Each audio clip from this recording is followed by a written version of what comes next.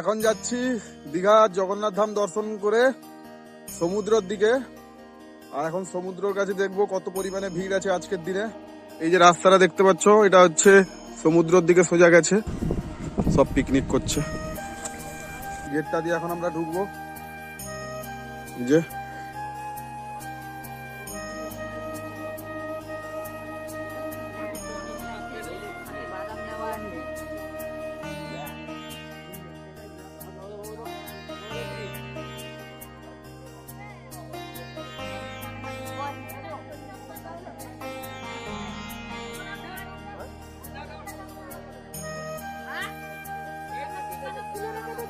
ও ভাই, জাস্ট দেখতে পাচ্ছ এখন চলে এসেছি সমুদ্রের কাছে। এই যে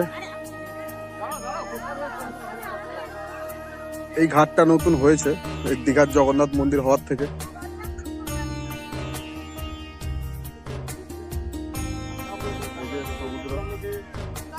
অনেকেই চান টান করছে। আজকে আমাদের কোনো প্ল্যান নেই চান টান করার, ঠিক আছে, জাস্ট এসছি এমনি।